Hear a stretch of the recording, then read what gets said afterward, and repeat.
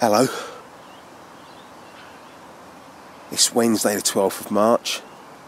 It's 6:38 and I've already got a fish in the sack. Unbelievable. I've been hitting the market around about 95 yards, I reckon. Getting into about, about 12 foot of water. I've foregone the marking today and just going for the spot. It's been hectic. I've not even fully unpacked my gear. Bed chair is still there. The bivvy tent, it's not even pegged in. And I've got to run. Unbelievable. It's starting to get dark, so I need to get back to it. Alright, here's that fish. Just £9, 14 ounces. Cute little one. Oh, lively as well. There we go. There you go. 9:14.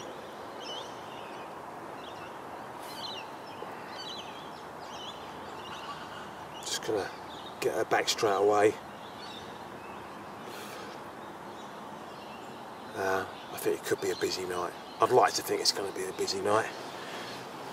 Well, I'll get back to you with a story, as I said I would do. I'm just settling up still, tidying up. So, yeah, I'll see you in a minute.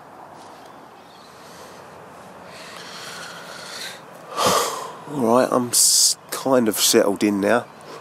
Still got a little bit of packing up to do. Or, not packing up, what do you call it? Tidying up.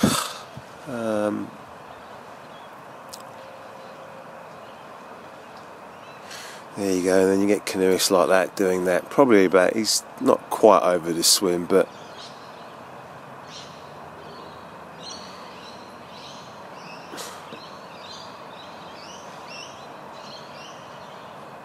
hang on, I've got to sort this out. I've got to say something. Just had a polite word in his ear.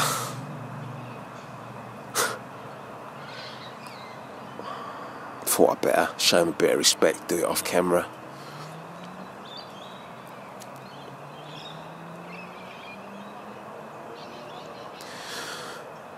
Blimey. I'm so not settled, so I'm going to cut and I'll probably talk to you under darkness or in the morning. But yeah, I'm not settled, so I've just got to really get ready for the night. So excuse me. Back shortly.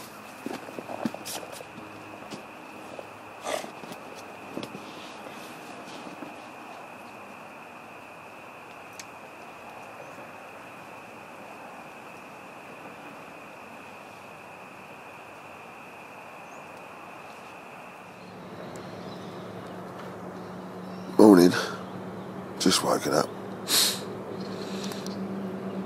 to that beautiful sunrise.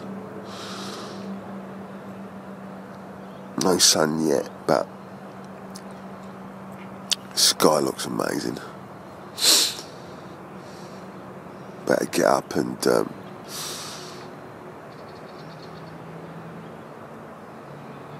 check the baits, I think.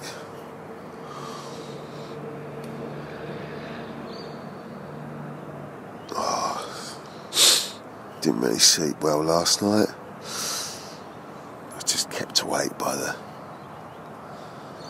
thought of a whacker ripping line off me reel and making my alarms sing. Alright, see you soon.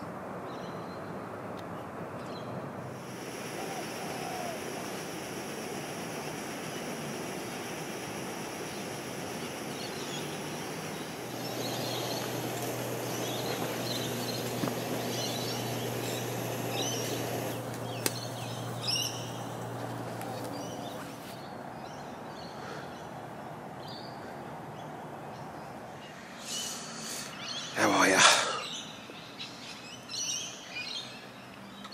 been quite an eventful few hours since I got here yesterday. It's now Thursday, 13th of March. It's actually the start of the Grand Prix. Practice cars have been out, you can hear them even though they're miles away. So you might get that coming across at some point.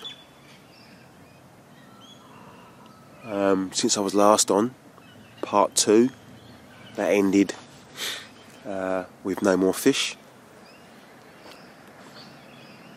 And this one started with the fish. Which was quite I suppose, I didn't really expect to run so early on. Set up, cast out, hadn't really baited the area or the exact area, but got literally first cast I clipped the tree and landed literally right underneath it. So that's that tree there, just under there. Couple of more casts dropped short.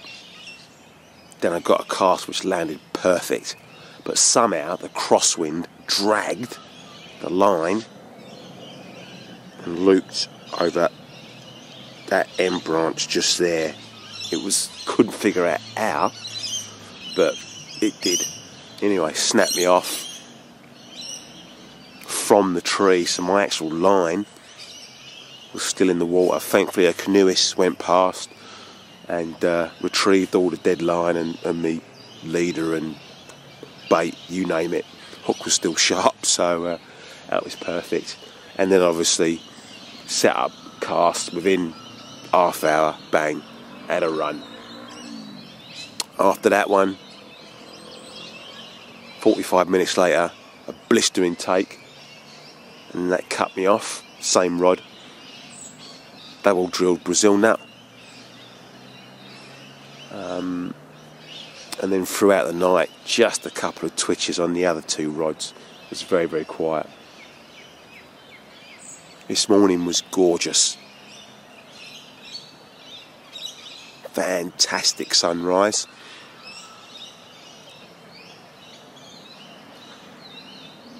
And a beautiful hazy mist across the surface of the water. Spirals of mist were rising. It was absolutely stunning.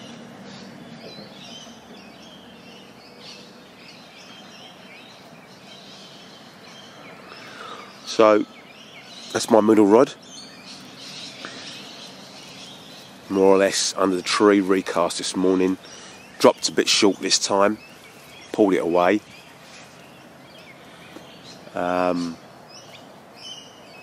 The left hand rod is just, oh there you go, just by where that fish has just come up.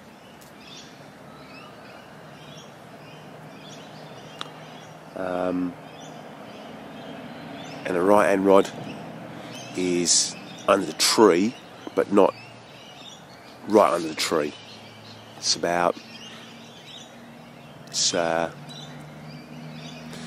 about 9 foot of water.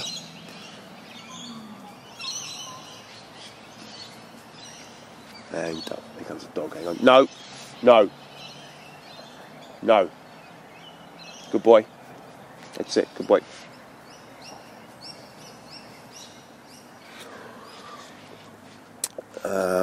Got a major correction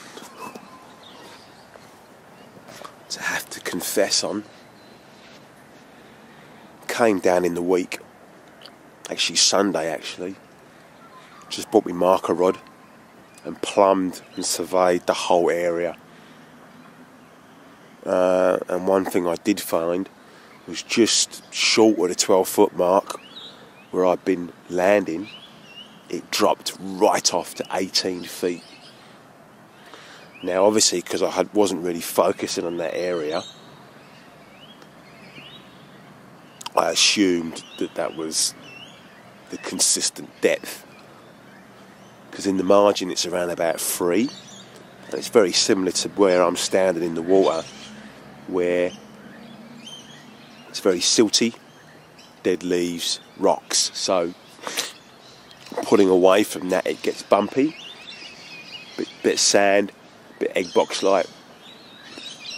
That goes off to about 5, then it goes to 8, then it goes to 12, and then it just drops off. So the centre for quite a broad area is 18, 19 feet, which is pretty deep.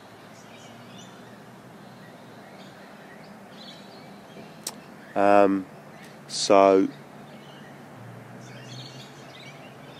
I suppose last week I may have dropped into 18 foot of water with that zig, which was surprising really. I surveyed right in front of me, under the tree and towards me. It goes to 6 to 9, and then back up through to the other side where it's 5 and 3. So this bowl area from the tree, as in the closest tree, and then up to the far tree where I've been casting with a middle rod, is just one deep bowl. And the fish obviously love that area. They get the sun on the far side throughout the day, morning and sort of afternoon as well, sort of middle or far bank to middle, and then they get a bit of sun on this left side towards the end of the day. So it's always got it. It's obviously broad, gives them the shelter and the protection from when the boats come, so they can go deep, especially if there's a big sort of cavalcade of canoeists practicing. The margins provide the abundance of food, and obviously in the faster flowing stream during the I suppose wet season, they can just hover in there and pick it off. So this is obviously a hub, as last week showed, and yesterday.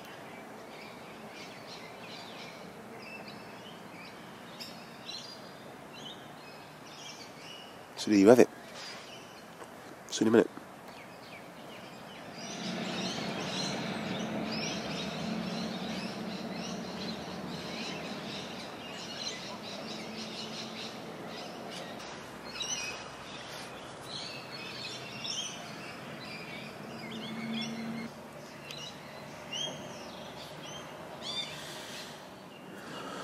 Alright, it's now 12:58. I've just had a blistering take on the left-hand rod, sorry, the middle rod, which is the left-hand one. That's over on the far margin it's 12 foot, in about 12 foot of water. Just ran and I hit it, held it. The tug was amazing. It was amazing. He knew where he was going. He found it, and yeah. Anyway, I've now brought in the right-hand rod, switched the left-hand rod to the right-hand position, and now I've got one literally to the end of the tree, just on the tip. And that's probably about 12 to 15 foot, I'd say. Hazard a guess. 2 little PVA bags, teeny bags, almost 20mm size. I baited up this morning. It's obviously working, that whole area. I'm not going to put any more in. I'm fishing locked up. I just want to get the baits back out there. I can't walk round to the other bank because the baits are out there fishing locked up. It's just too risky. I've marked the lines, although one's a definite mark. as where to stop. The other one is just a mark as a range to reach, because I'm fishing the furthest point in a wide, expansive area, or in a broad area of feeding. Let's see what happens. Once again, running out of battery. I've got to get myself some more batteries, but never mind. Cut it short. See what happens. Hopefully, something. That's obviously a hot spot. It is definitely a hot spot. Reasons, various depth levels. Sunzals on that side all day. So they've got their different areas that they can sit for comfortability. Oh, it's another story we can go into, but yeah, it's good. They're feeding.